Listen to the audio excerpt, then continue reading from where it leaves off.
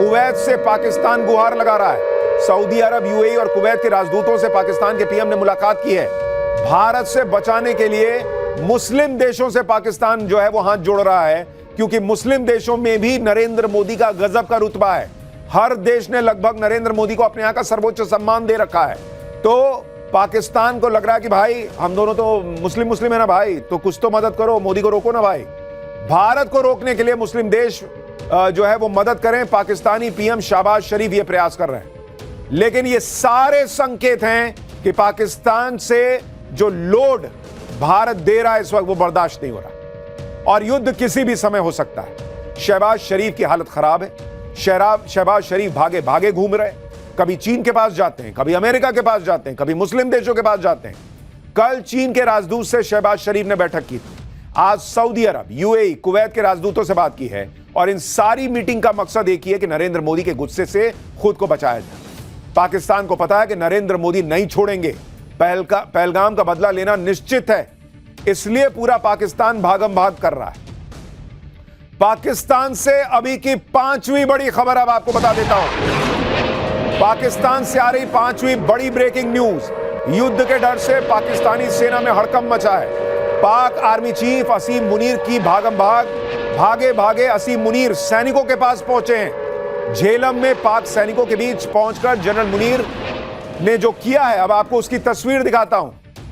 यह तस्वीर देखिए, यह पाकिस्तान के आर्मी चीफ असीम मुनीर की तस्वीर है, जिसमें उनका डर दिख रहा है। असीम मुनीर एक टैंक पर चढ़ गए और टैंक पर चढ़कर भाषण देते दिख रहे हैं। वो पाकिस्तान की खत्म सेना में जोश भरने का प्रयास कर रहे हैं, क्योंकि एक हफ्ते से पाकिस्तानी सेना और उसके सैनिकों के हाथ पांव ठंडे पड़े। उन्हें लग रहा है कि भारत ने हमला किया तो कहां जाएंगे। असीम मुनीर भी इसलिए सैनिकों के बीच पहुंच गए क्योंकि असीम मुनीर को अपनी कुर्सी और अपनी जान दोनों बचानी है, इसलिए वहां पर वो पहुंचे। हालांकि कुछ लोगों का कहना है कि ऐसा तो नहीं कि पाकिस्तान प्रोपेगेंडा कर रहा है और भारत को दिखाने के लिए कोई पुराना वीडियो डाल रहा है, लेकिन पाकिस्तान कुछ भी कर सकता है। पाकिस्तान पर एक्शन की एक और बड़ी खबर, ब्रेकिंग न्यूज नंबर 6। पाकिस्तानी सेना का यूट्यूब चैनल भारत में बैन हो गया है। यानी नरेंद्र मोदी सरकार लगातार बैक टू बैक एक्शन ले रही है। पाकिस्तान के पीएम का यूट्यूब चैनल भारत में बैन कर दिया है।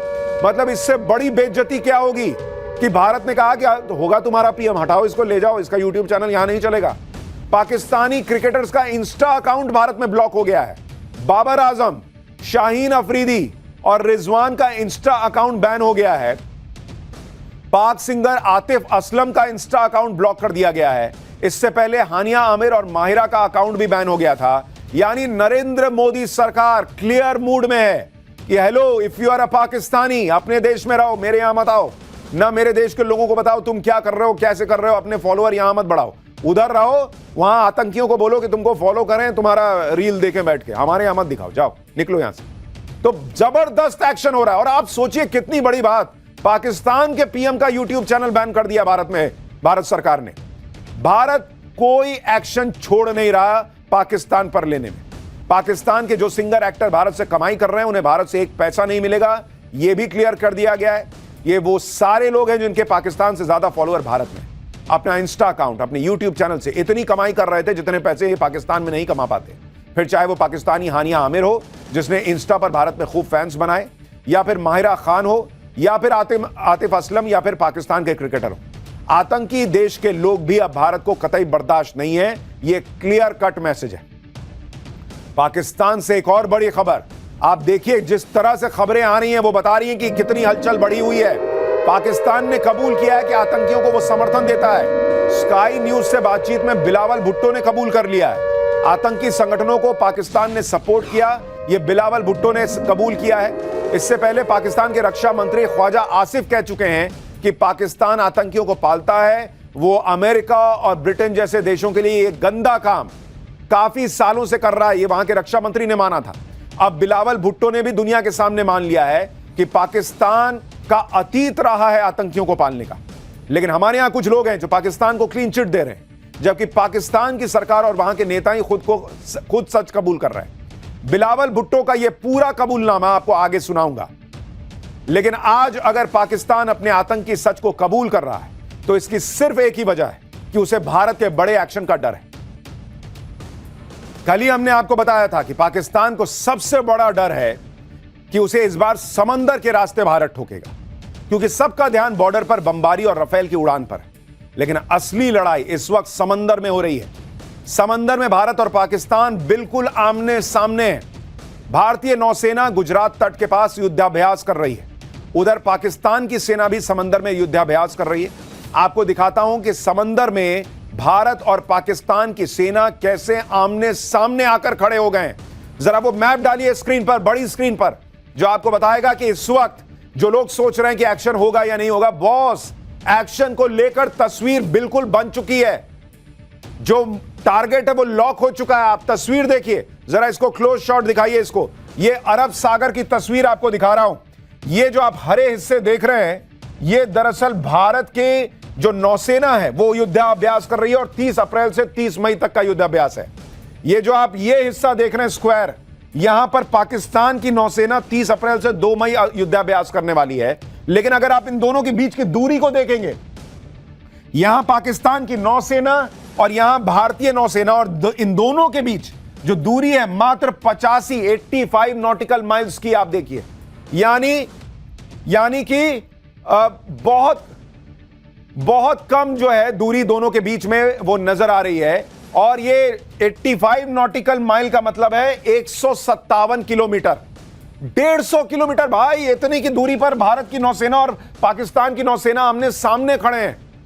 ध्यान देने वाली बात यह है कि दोनों नौसेनाएं एक ही वक्त में अपने अपने इलाके में युद्धाभ्यास कर रही हैं। अब आप जरा तारीखों को गौर कीजिए। भारत 30 अप्रैल से 3 मई के बीच युद्धाभ्यास कर रहा है और पाकिस्तान 30 अप्रैल से 2 मई के बीच। जब भी ऐसे युद्धाभ्यास होते हैं तो ग्रीन नोटिफिकेशन जारी होता है, जिससे हर किसी को यह मैसेज मिल जाए कि नौसेना युद्धाभ्यास कर रही है, ताकि कोई इसे जंग या हमला ना समझ ले।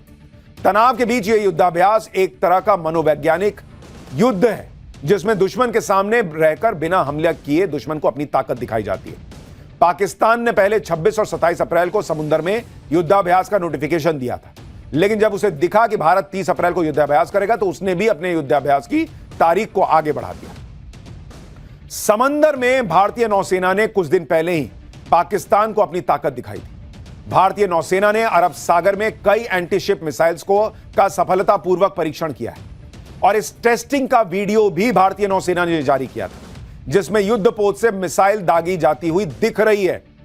यह सीधे सीधे पाकिस्तान को दिखाया गया है कि जो हमारी ताकत है, हम तुमको समुद्र के रास्ते से भी ठोक देंगे भाई। भारतीय नौसेना ने INS सूरत से मिड रेंज सतह से हवा में मार करने वाली मिसाइल का टेस्ट किया था। युद्ध से पहले ही पाकिस्तान में युद्ध का डर भर गया है। भारतीय नौसेना के वीडियो और तस्वीरें देखकर पाकिस्तान का गला सूख रहा है। भारतीय सेना अपने युद्धपोत को समंदर में उतार चुकी है और उसकी तस्वीर डालते हुए उन्होंने लिखा, no mission too distant, no sea too vast, यानी कोई भी लक्ष्य बहुत दूर नहीं है हमारे लिए। यह भारतीय नौसेना ने तस्वीर डालकर पाकिस्तान को बताया है। भारत की तैयारी और ताकत देखकर पाकिस्तान खौफ में है। पाकिस्तान के नेवी चीफ अपने जवानों को इस डर से बाहर निकालने के लिए डायलॉगबाजी कर रहे हैं। इस वीडियो में पाकिस्तान के navy chief admiral Naveed Ashraf अपने जवानों से कह रहे हैं कि अपनी ताकत का इस्तेमाल करने का वक्त आ गया है। पाकिस्तानी नौसेना के अधिकारी कह रहे थे कि अपने आप को मनवाने का समय आ गया है, लेकिन एक बार के लिए सुनाई दिया कि अपने आप को मरवाने का समय आ गया है, क्योंकि भारत मारेगा भाई, बहुत तेज मारेगा। और जो पाकिस्तानी नौसेना है ना, उनके पास कोई युद्धपोत है जिससे कि आप जो है एयरक्राफ्ट उड़ा लीजिए, ना उनके पास न्यूक्लियर सबमरीन है, कुछ नहीं है भाई, ढेले भर की ताकत नहीं है समुद्र में।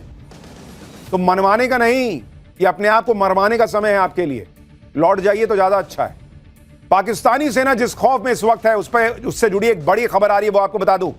भारत के हमले के डर से पाकिस्तान में हाई लेवल मीटिंग हुई है। इस वक्त इस्लामाबाद में पाक नेवी और एयरफोर्स चीफ की मुलाकात हुई है।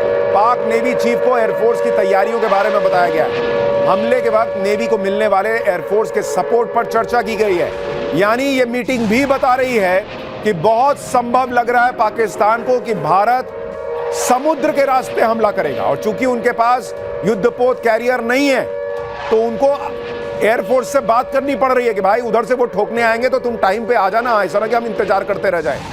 ये मीटिंग हुई है पाकिस्तान में नेवी और एयरफोर्स की। पाकिस्तान डर तो रहा है, लेकिन आवाम को दिखाने के लिए प्रोपेगेंडा वीडियोस जारी कर रहा है। पाकिस्तानी एयरफोर्स का यह वीडियो देखिए जिसमें पाकिस्तानी एयरफोर्स की शान में कसीदे पढ़े गए। वीडियो के जरिए दिखाने की कोशिश की जा रही है कि पाकिस्तान किसी भी हालत के लिए तैयार है। यह सब पाकिस्तान इसलिए कर रहा है क्योंकि आज भारत के राफेल और जैगुआर की ताकत देखकर उसकी टांगें कांप गई। राफेल और जैगुआर के बारे में आपको आगे बताऊंगा, भारत की ताकत दिखाऊंगा। पहले आपको भारत और पाकिस्तान की समंदर वाली ताकत के बारे में जरा बता दूं। समंदर में भारत और पाकिस्तान की ताकत की तुलना कीजिएगा तो पाकिस्तान समंदर के पानी में उसको डूब के मर जाना चाहिए ऐसी स्थिति में, क्योंकि ताकत के मामले में इंडियन नेवी दुनिया में 6ठे नंबर पर है और पाकिस्तान की नेवी 27वें नंबर पर है। बॉस, हम 6th रैंक्ड हैं, तुम 27वें हो, कोई मुकाबला नहीं है हमारा आपका। इंडियन नेवी की फ्लीट स्ट्रेंथ 293 की है, पाकिस्तान की फ्लीट स्ट्रेंथ मात्र 121। हमारे आधे भी नहीं हो भाई, तुम कहां से लड़ोगे हमसे। भारत के पास 2 एयरक्राफ्ट कैरियर हैं, पाकिस्तान के पास एक भी एयरक्राफ्ट कैरियर नहीं है। इसलिए एयरफोर्स से कह रहा है कि भाई फोन करेंगे तो टाइम पे आ जाना, क्योंकि इंडिया वाले तो अपने जहाज से ही उड़ा देंगे राफेल को। यह कहां से लाएगा। भारत के पास 3 न्यूक्लियर सबमरीन्स हैं जो अंदर ही अंदर न्यूक्लियर बम फोड़ सकती हैं, पाकिस्तान के पास एक भी नहीं है। भारत के पास 13 डिस्ट्रॉयर्स हैं, पाकिस्तान के पास एक भी नहीं है डिस्ट्रॉयर। भारतीय नौसेना के बेड़े में 18 अत्याधुनिक पनडुब्बियां हैं, जबकि पाकिस्तानी नेवी के पास सिर्फ 8 पनडुब्बी है। यानी अगर भारतीय नेवी चाहे, जब चाहे, पाकिस्तान को उसी के आसपास के इलाके में पानी में डुबा डुबा के मारेगी। यह है पाकिस्तान की हालत और भारत की ताकत। इस वक्त की एक और बड़ी खबर, बहुत बड़ी खबरें आती जा रही है, मैं क्या करूं, बतानी पड़ेंगी आपको सारी बड़ी खबरें। भारत के एक्शन से पहले पाकिस्तान की नेवी की पोल खुल गई है। पाकिस्तान की 5 में से 3 पनडुब्बी खराब है। कराची की सैटेलाइट इमेज में इस बात का खुलासा हुआ है। 3 पनडुब्बियों की मरम्मत में जुटा हुआ है पाकिस्तान। पाकिस्तान की सिर्फ 2 पनडुब्बियां ही ऑपरेशनल हैं। आप सोचिए क्या हालत है पाकिस्तान की। वैसे ही वो भारत की नेवी के सामने टिक नहीं सकता, उसके पास जो 5 पनडुब्बी है उसमें से 3 का रिपेयर काम चल रहा भाई। वो पेचकस लेके तो नहीं बैठ गए कि देखें जरा वहां चलेगा कि नहीं चलेगा। आपको सैटेलाइट तस्वीरें दिखाता हूं कि पाकिस्तानी नेवी की सबमरीन किस हालत में। आप देखिए, ये सैटेलाइट इमेज पाकिस्तान के कराची नेवल बेस की है, जहां 3 सबमरीन खड़ी दिख रही है। इनमें मरम्मत का काम चल रहा है भाई। कुल 5 में से 2 ही सबमरीन ऑपरेशनल है। तो देश भी मरियल, इनके हथियार भी मरियल। भाई ऐसा कौन सा देश होता है, भारत ठोकने वाला है, वो वहां जो है स्क्रू कस रहा है कि जल्दी करो लेके निकलना है। भारत की नेवी की ताकत पाकिस्तान पहले भी देख चुका है। तब इंडियन नेवी ने पाकिस्तान की ऐसी हालत कर दी थी कि कराची पोर्ट 7 दिन तक जलता रहा था। यह बात 1971 के जंग की है। 3 दिसंबर को पाकिस्तान की एयरफोर्स ने भारत पर हवाई हमला कर दिया था। 4 दिसंबर की रात को इंडियन नेवी ने कराची पोर्ट को तबाह करने के लिए ऑपरेशन ट्राइडेंट चला दिया था। इसके तहत 4 दिसंबर को 3 मिसाइल बोट स्निपात, निर्घट और वीर कराची के लिए रवाना हुई। उनको 2 फ्रिगेट INS किल्टन और कछाल टो करके ले जा रहे थे। हमले के लिए रात का वक्त चुना गया, लेकिन इंडियन नेवी के इस प्लान में एक अड़चन आ गई। पाकिस्तानी नौसेना का पोत PNS खैबर कराची से दक्षिण पश्चिम में गश्त लगा रहा था। यह वही पोत था जिसने 1965 के युद्ध के दौरान भारत के द्वारका में नौसेना के ठिकाने पर हमला किया। लेकिन इस बार बदला लेने की बारी इंडियन नेवी की थी। INS निपात ने मिसाइल से हमला करके पाकिस्तानी नेवी के युद्धपोत को डुबा दिया। इसके बाद इंडियन नेवी का सामना पाकिस्तान के एक और जहाज से हुआ। इंडियन नेवी ने पाकिस्तान के कार्गो वीनस चैलेंजर को भी अपने हमले में बर्बाद कर दिया। वीनस चैलेंजर अमेरिका से हथियार लेकर पाकिस्तान जा रहा था। इसी बीच INS निपात ने PNS शाहजहां पर भी मिसाइल दागी। इधर INS वीर ने PNS मुहाफिज पर मिसाइल दाग दी। यानी एक के बाद एक इंडियन नेवी ने पाकिस्तान के युद्धपोत और कार्गो वेसल को बर्बाद कर दिया। जो भी इंडियन नेवी के रास्ते में आया उसकी जल्द समाधि बन गई। अब बारी थी कराची पोर्ट की, जहां नेवी का हेडक्वार्टर था और दूसरी तेल का भंडार। INS निपाट के मिसाइल अटैक से केमारी ऑयल टर्मिनल पर हमला हुआ। दावा है कि पाकिस्तान के ऑयल रिजर्व का 50% इसी टर्मिनल पर था। तेल भंडार में आग लगी और कराची पोर्ट 7 दिन तक धुआं होता रहा। इस पूरे ऑपरेशन में भारत का कोई नुकसान नहीं हुआ था, जबकि पाकिस्तान के कई जवान, उसके युद्धपोत तबाह हो गए थे। तेल टैंक तबाह हो गए थे। 4 दिसंबर को शुरू हुए इस ऑपरेशन की वजह से ही हर साल 4 दिसंबर को नेवी डे मनाया जाता है। पाकिस्तान 1971 की मार भूला नहीं होगा। उस वक्त इंडियन नेवी ने एक तरह से कराची पोर्ट पर नाकेबंदी कर दी थी और पाकिस्तान कुछ नहीं कर सका था। तो पाकिस्तान को उसकी औकात समंदर में पता है, लेकिन क्या करें, पब्लिक को दिखाने के लिए कुछ तो करना है। इंडियन नेवी की ताकत आपने देखी, जिसके सामने पाकिस्तान ना 1971 में टिका था ना अब टिक सकता है।